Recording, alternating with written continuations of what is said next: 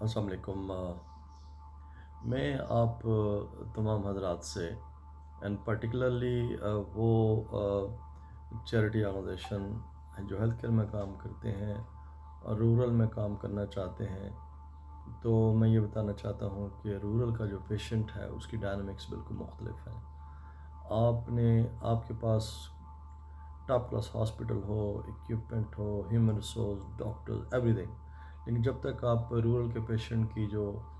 اس کی سائیکی ہے اس کو آپ انڈرسٹینڈ نہیں کریں گے تو پھر آپ کو سکسیزفل ہونے میں بہت مشکلات ہوں گی۔ میں یہ بات شیئر کر رہا ہوں کہ جو بھی کام کر رہے ہیں یا کرنا چاہتے ہیں اس چیز کو مد نظر رکھیں کہ رورل کا پیشنٹ جو ہے وہ گاؤں دیہاتوں میں mostly he is trapped by quacks اور دوسرے جو یعنی دوائیں جو ہیں ان کے مختلف نام بھی ان کو یاد ہوتے ہیں، وہ دکانوں پہ مل جاتی ہیں،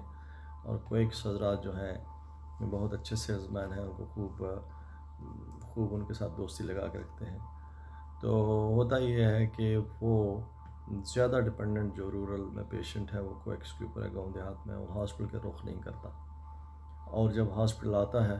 تو چونکہ کویکس اس کو بہت ہیوی ڈوزز اینٹی بایوٹکس کی اور اسٹیرائڈز ایون یوز کرتے رہتے ہیں، ان کو ریلیف ہوتا ہے کوئک،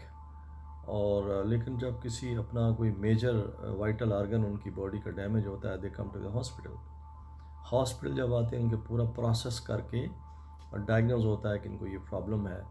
تو اب ہاسپٹل میں جو ڈاکٹرز ہیں انہوں نے ایک خاص SOP میں پنجاب ہیلتھ کیئر کمیشن کے جو رولز ریگولیشن ہے اور پروسیجرز ہیں ڈاکٹرز کے اور جو نارمز ہیں ان کو فالو کرتے ہوئے دوائی دینی ہے، اور ایک دم اینٹی بایوٹک سے اس کو لوڈ بھی نہیں کرنا۔ اور ہوتا یہ ہے کہ وہ اتنا دیر وہ انتظار نہیں کرتا، اور وہ آپ سے کہتا ہے کہ مجھے فلانی نیلی والی گولی دے دیں، اور مجھے وہ فلانا جو میرے گاؤں کا ڈاکٹر ہے وہ ڈاکٹر نہیں ہوتا، نارملی وہ کوئی پیرامیڈکس بھی ہوتے ہیں اور کمپاؤنڈرز ہوتے ہیں اور ادروائز ادر کویکس ہوتے ہیں، تو وہ ریفر کرتا ہے کہ وہ فلاں والی گولی دے دیں، جبکہ ہاسپٹل نے ایک پروسیس اور پروسیجر کے تحت دینا ہوتا ہے، اس لیے پھر اس کی کاؤنسلنگ کرنی پڑتی ہے، اس پہ بہت محنت کرنی پڑتی ہے۔ تو وہ پیشنٹ جو آپ چیریٹی آرگنائزیشن شہر میں چلا رہے ہیں تو انہیں کچھ نہ کچھ بیداری ہوتی ہے اور علم ہوتا ہے، کچھ معلومات ہوتی ہیں، لیکن جو رورل کا پیشنٹ ہے اس میں اپنی ہیلتھ کے بارے میں اور پھر اپنی ٹریٹمنٹ کے بارے میں بے علمی بہت زیادہ ہے، تو پھر ہمارے جو ڈاکٹرز حضرات ہیں، ہماری ٹیمیں عملہ ہے، انہیں بہت زیادہ ان کی کاؤنسلنگ کرنی پڑتی ہے، بہت محنت کرنی پڑتی ہے۔ اور اس سے زیادہ ایک امپورٹنٹ اور بات ہے جو آپ لوگ ضرور مد نظر رکھیں، وہ یہ ہے کہ دوا جب آپ نے دے دی تو پیشنٹ نے، رورل کے پیشنٹ نے اس کی کمپلائنس کیسے کی یا نہیں کی۔ تو جو آپ فارمیسی سے جب اس کا ڈپارچر ہوتا ہے تو وہ فارمیسی ہمارے ہاں اس کو بہت اچھی طرح ایکسپلین کرتے ہیں، جو ان کے ساتھ اٹینڈنٹ آتے ہیں بتاتے ہیں کہ دوائیں آپ نے کیسے استعمال کرنی ہیں، ان کی ٹائمنگز کیا ہیں، ان کی ڈوزیج کیا ہیں، یہ ساری بتاتے ہیں۔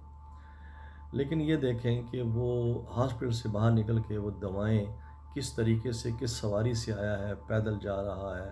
ہیٹ میں جا رہا ہے، دوائیں لٹکائی ہوئی ہیں، کہاں رکھ دی ہیں، گھر میں وہ جو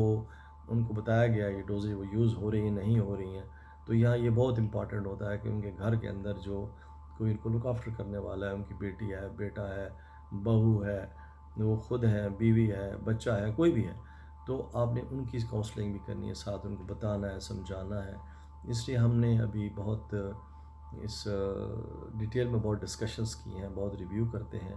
تو ہم نے ایک فالو اپ کلینک اب شروع کرنے کا پلان بنایا ہے کہ ہمارا ایک ڈیڈیکیٹڈ عملہ ان سارے پیشنٹس کو جو ہمارے یہاں سے پھر جاتے ہیں تو ان کو واپس پوچھنا کہ دوا ٹائم پہ لگائی،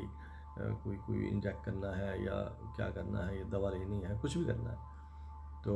اس کا پوچھنا ہوتا ہے۔ تو یہ سارا مقصد بتانے کا یہ ہے کہ ہمارے تمام دوست احباب جو رورل میں کام کر رہے ہیں یا کرنا چاہتے ہیں وہ ان چیزوں کا بہت خیال رکھیں، تو انشاءاللہ ان کو کامیابی ملی۔ ان کی کامیابی کا مطلب یہ ہوتا ہے کہ پیشنٹ کو ریلیف ملے، رورل کے پیشنٹ کو ریلیف ملے۔ پھر دوسری بات یہ ہے کہ چیریٹی آرگنائزیشن رورل میں رن کر کے اور اس کو ریلیف نہ ملے